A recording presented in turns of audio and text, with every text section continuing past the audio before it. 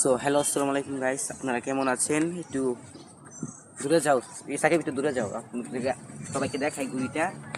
ওই যে ওই ভিডিওতে যারা যারা দেখছেন, আমরা একটা ঘুড়ি স্ট্রাকচার বানিয়েছিলাম, তারপর এই রঙিন কাগজ দিয়ে ঘুড়িটা আবৃত করেছি।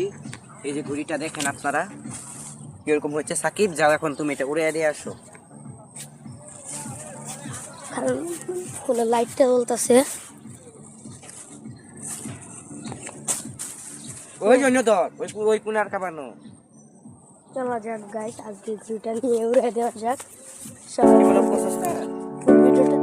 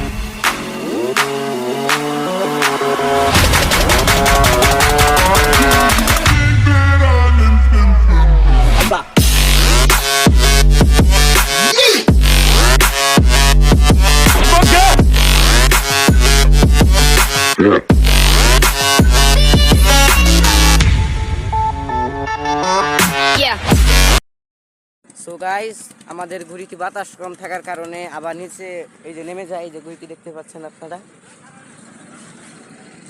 এই যে ঘুড়িটি। আবার বাতাস আজকে এক খুব কম বাতাস, একদম কম, মানে এই ঘুড়ির একটু বেশি বাতাস লাগে। যেমন ঘুড়িটি স্ট্রাকচার দেখে আপনারা বুঝতে পারছেন। তো আমরা আবার আপনাদের সাথে পরের ভিডিওতে কথা বলবো। সুতারা ফেসো। কি লাগতে উড়ে দিকে বাতাস থারো, বাতাস মোটামুটি পাইতেছে। ওই জায়গা নিয়ে ঘুরে উড়াইতেছে। আমার ভাই কিন্তু অনেক দূর থেকে উড়ে দিয়েছিল, কিন্তু বাতাস কম থাকার কারণে ঘুড়িটি উড়ে নাই। সো ঘুড়ি লাভার ইউটিউব চ্যানেলটি আপনারা সবাই সাবস্ক্রাইব করে রাখেন। আর ঘুড়ি বানানোর ভিডিও আপনারা নতুন ঘুড়ি বানানোর ভিডিও পাবেন, নতুন ডিজাইনের। এই যে একটা ডিজাইন। সো ঘুড়িটি কীভাবে বানানো হয়েছে আপনারা একটু দেখেন।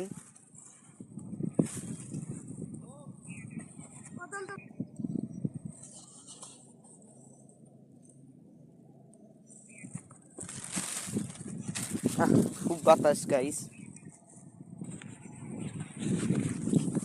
আর অনেক রোদ,